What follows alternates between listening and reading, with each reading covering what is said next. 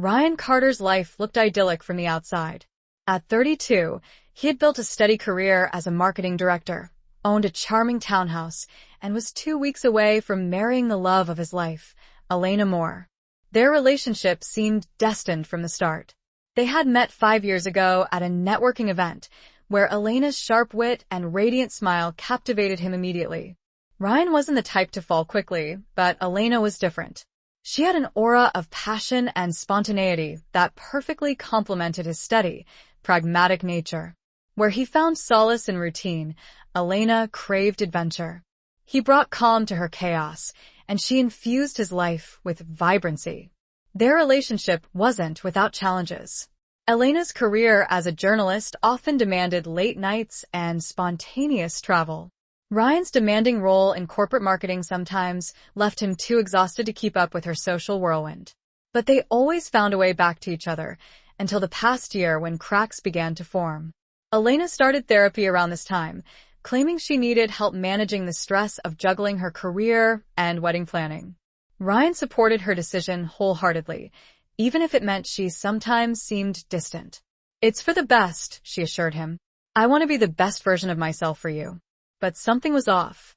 Ryan couldn't pinpoint when Elena's late nights stopped feeling like work and started feeling like avoidance. Her phone was always within reach, often buzzing with notifications she dismissed with a quick swipe.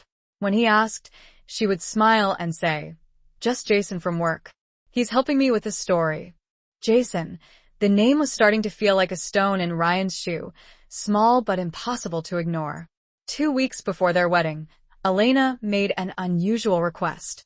"Let's go to a therapy session together," she said, her voice overly casual. "It's a chance to be completely honest with each other before the big day." Ryan hesitated. They had always been open with one another, or so he thought. "Is there something we're not being honest about?" he asked, with a laugh that was only half joking. "Of course not," Elena said quickly. "I just think it'll help us start our marriage on the right foot." The session was scheduled for the following Thursday.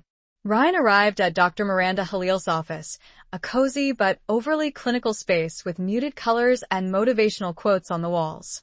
Elena was already there, her posture unusually tense. Dr. Halil greeted him with a warm but strangely scrutinizing look. "You're not quite how Elena described you," she remarked, her words sending a ripple of unease through Ryan. The session began with surface-level pleasantries, but it wasn't long before Dr. Halil steered the conversation into uncharted territory. "Elena has been reflecting on her needs and desires," she said, her tone practiced and confident. "And she's realized that a non-conventional marriage might better suit her." Ryan frowned. "Non conventional?" Elena's hand tightened around his. "Ryan, I love you so much, but I think we need to be honest about our future. I want freedom to explore connections with other people." The words hung in the air like a grenade with the pin pulled. "You're saying you want an open marriage, right?" he clarified, his voice steady but laced with disbelief. Elena nodded, her eyes wide and pleading. "It wouldn't change how I feel about you, but I can't deny this part of myself anymore." Ryan's mind raced. He thought of every late night, every suspicious glance at her phone, every time she mentioned Jason's name. Was this freedom about exploring connections, or was she already exploring one when he asked if this freedom would be mutual? Elena's answer sealed their fate. "No," she said, shaking her head. "I couldn't handle knowing you were with someone else." Ryan stood abruptly. "Elena, we're done. This wedding, this relationship, it's over." Dr. Hale tried to interject, but Ryan was already out the door. Ryan's immediate decision to end a relationship brought a sense of clarity, but the days that followed were anything but simple. Friends and family bombarded him with questions. Why had the wedding been called off? What had happened? Elena, meanwhile, was relentless in her attempts to explain herself. Her calls and messages ranged from desperate apologies to outright denial of wrongdoing. "It wasn't what you think," she insisted. "Jason and I are just friends. The therapist put these ideas in my head." Ryan wasn't convinced. Digging deeper, he began piecing together a troubling timeline. Elena's therapy sessions, her growing closeness with Jason, and the subtle changes in her behavior all pointed to a betrayal far deeper than her so-called non-conventional proposal. Then came the journal. Elena had left it at Ryan's parents' house during one of her visits to plead her case. At first, he resisted reading it, but curiosity won. The entries painted a picture of a woman wrestling with insecurity and desire. Jason was a recurring character, a colleague who had become a confidant, and eventually something more. Jason understands me in ways Ryan doesn't. One entry read. But I feel guilty even thinking about him like this. I love Ryan, don't I? Another entry was more damning. Jason kissed me today. I didn't stop him. It felt right, even though I know it's wrong. Elena's betrayal was devastating, but Ryan's sense of betrayal didn't stop with her. Dr. Hale, the therapist who had facilitated this disaster, became the focus of his anger. How could a licensed professional endorse such manipulative behavior? Ryan reached out to Rebecca, a colleague who had once mentioned a bad experience with Dr. Hale. Rebecca revealed that her relationship had also fallen apart after attending sessions with the same therapist. She has an agenda, Rebecca said. It's like she thrives on breaking people down. Together, they began investigating online reviews, which painted a damning picture of Dr. Hale's methods. Marcus, another former patient, came forward with his story. His marriage had crumbled under similar circumstances, with Dr. Hale pushing an open relationship narrative that wasn't mutual. Ryan compiled everything: the therapy session recording, Elena's journal entries, testimonies from Rebecca and Marcus, and damning reviews. With the help of his lawyer friend, James, he filed a formal complaint with the clinic and the National Accreditation Board. The clinic's response was immediate.